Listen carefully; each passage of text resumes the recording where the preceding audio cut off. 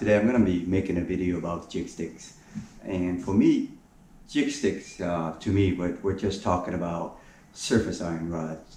So anything from 9 feet up is what I could consider a surface iron rod. You can certainly cast surface iron with an 8-foot rod or 8.5-foot rod.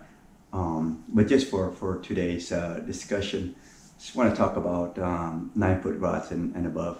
The last few years, actually about the last 6 or 7 years, I've been using a lot of 9-foot rods. I haven't really used any of the 10-foot rods, and a couple of reasons for that. One of the main reason is because I fish on sports boats, and 10-foot rods are just a little bit long on sports boats, especially when it's a crowded bow and you're trying to cast.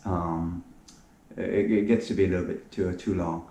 And then the other reason is it doesn't fit in my car, and I don't have a truck, so I need a rod that be able to fit into the car. So I've been using a lot of 9-foot rods the last 6 or 7 years. But recently I've been trying some 10-foot rods again, and it feels really good. I didn't realize how much I missed the longer rods. So I started to look at my collection and see what I'm missing. And when I was going through that, I had a conversation recently about it with a couple of guys, and I realized, you know what, I don't have that many jig sticks, like true jig sticks. So I decided to do an inventory of what I have and do a video of it as well to share with you guys. I think this would help as well, because I get a lot of questions regarding jig sticks, or people who want to get into throwing surface iron and wondering what rods to get and what reels to get. So this might be able to help a lot of you guys out there are just getting into it.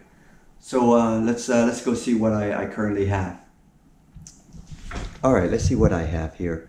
These are all my jig sticks and blanks that I have currently. Picked up a couple of new items, and I'll share them with you here. So let's start out with this. This is a factory rod. It's a 9-footer. Daiwa Proteus 90H. Yeah, it's not the typical Southern California jig stick type. It's a little faster in action, but it handles a jig stick and iron fine. I also use it a lot for poppers. And the next rod I have here, going from left to right, this one is one of those prototype Phoenix jig stick. I actually got this one used from John at Island Tackle. John's a very knowledgeable young man. If you guys don't know him, when you visit Island Tackle, hit him up. He'll be able to give you all the advice on fishing products and what to use and stuff like that. He's a great guy. Anyways, I picked this rod up from him and had the handle changed. Freddie, also from at Island Tackle, did the handle for me, and he did a great job with it. I liked it so much. I had I think a couple of rods did have wrapped this way with the handle, or have the handle changed this way. So you guys are interested in that, hit up Freddie as well at Island Tackle. So the second one is a Phoenix prototype. The third one is a Phoenix production rod. This one I used a lot this last season. So as you can see here, the model number up here is the Phoenix Axis 909 HJ. And to me, it's a perfect 40-pound surface iron rod. The one next to it is a 90J mag.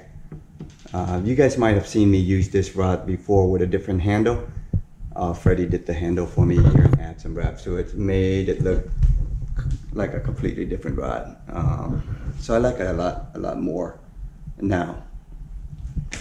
And then the white one you may have seen in my other videos is a UC 900 Wahoo composite series, and I had it done with a reel seat because it's a really skinny blank. All UC blanks are pretty skinny, and to tell you the truth, if I can get away with putting a reel seat on any rods, including jig sticks, I would do it. But you know, some of the jig sticks, or most of the jig sticks, come with really heavy, really fat butts, so it's not practical to put a reel seat on it. But with UC blanks, you're able to do it, and I did it on this. And the one next to that is a first generation white tiger. This one is it's a lighter jig stick. You can really only throw like a Tatty A1 with it, maybe a Tatty C if you're pushing it, but you can't really throw the bigger surface iron with it. So I take it out once in a while when I'm throwing the lighter surface iron. It's a great rod though. Then this one is one of my newer rod that I got now. It's Cousins 95 mag. I think a lot of guys are looking for this blank right now. It's highly sought after, and it's awesome. I took it out on my last fishing trip, and it casts great. Unfortunately, I didn't get anything big on it, so I can't wait to get a big fish on it to see how it really handles that stuff. Okay, coming up next here is a factory white tiger 7X 3rd generation. This one has really nice action, and I've been meaning to use it, but I just haven't had a chance to use it. As you can see that the tag is still on it. So I've got to cut that tag and use it sometime this season. And this one is a Phoenix Abyss 10-footer. I think it's a 10-007. It's the lighter, not 10-007, I'm sorry, 1007. Yeah, it's one of the lighter rods. I think the max you can really throw on it is a Tatty C. It reminds me a lot of a 540 blank. I don't have one of those 540 blank.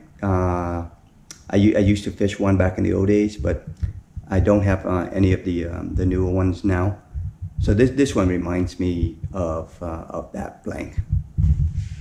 So let's see how many rods have we gone through here. 3. So nine complete rods that I have that are true jig sticks. Yeah, not as many as I thought. I have sold a few.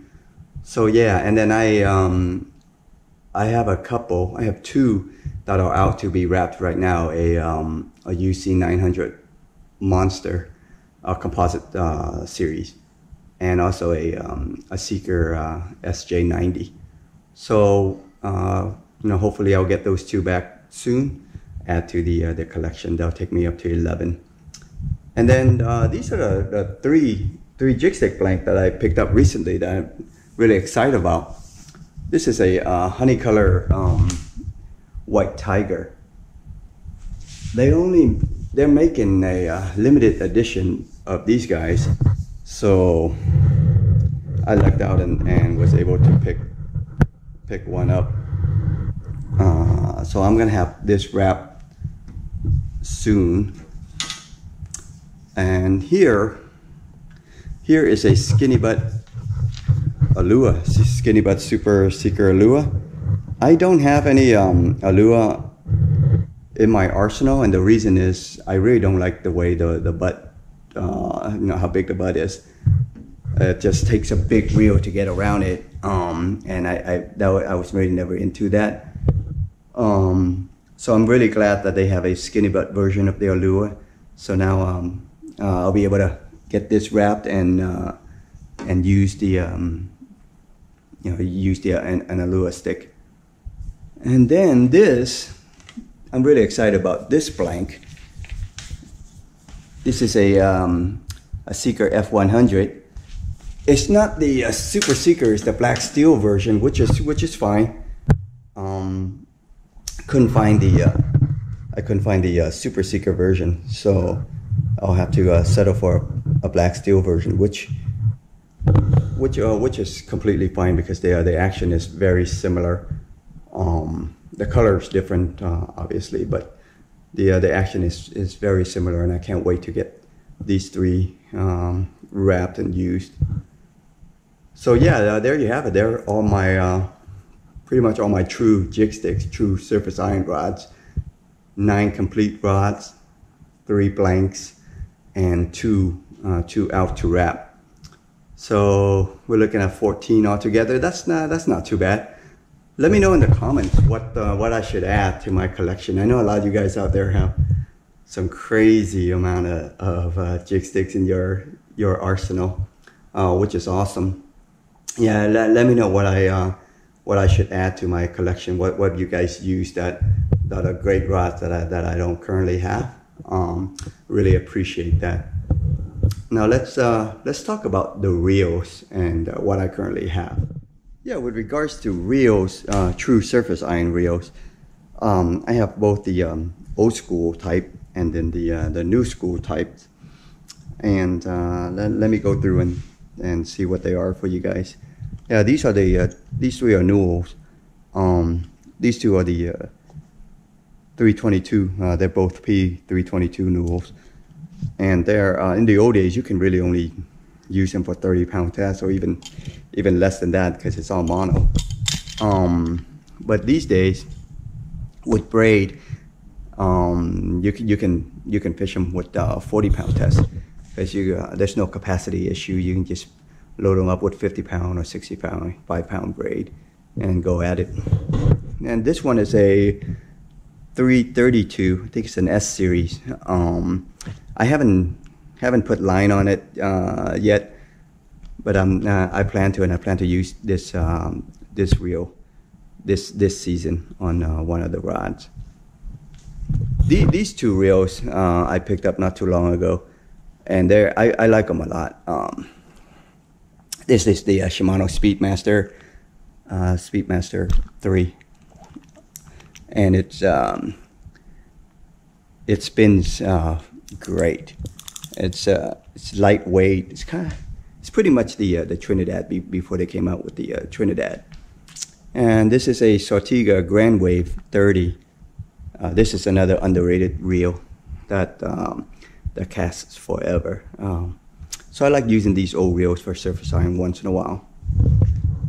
And then over here we can get to the newer reels. These I picked up recently. Here's an Accurate Turn 500, the special edition color. I like the blue a lot. So that blue color works well with a lot of the rod schemes I have. And here's the 400 for the lighter jigs, some of the lighter rods that I can cast with. These are Trinidad's, a 16NA and a 16A. That works great. The Thorium 16, which is pretty much a cheaper version of the Trinidad, and it works fine if you don't want to spend a lot of money on a reel. You don't want to spend $400 on a Trini. You can always spend $200 or less on one of these Thoriums, and it works great. Here's another value reel. It's a Penn Fathom 25 narrow Star Drag. This is a really underrated surface iron reel as well. As you can see, mine is brand new. I haven't put line on it yet. I plan to use this reel on the Honeycolor 7X that I got recently. I think the color scheme would match well with it. Yeah, so that's my whole surface iron collection. Let me know what you guys think, and also what do you think I'm missing as far as the reels and the rods. I know a lot of people use the Tranx 500 for surface iron, well, which is an awesome reel. But for me, I really don't like to use level wind for surface iron. I prefer the open face reels. So I kind of save all those level winds for poppers or stick baits, or maybe even yo-yo. But for surface iron, I really prefer the open face reel. It might maybe it's just out of habit. I don't think there are any advantages over an open face like Trinidad's compared to a Tranx 500. The Tranx are really smooth and can cast way out there. So it's nothing like that. I think it's more of habit. Yeah. So let me know what you guys think in the comments about my collection, what I'm missing and what I should be getting, and I really appreciate you guys watching.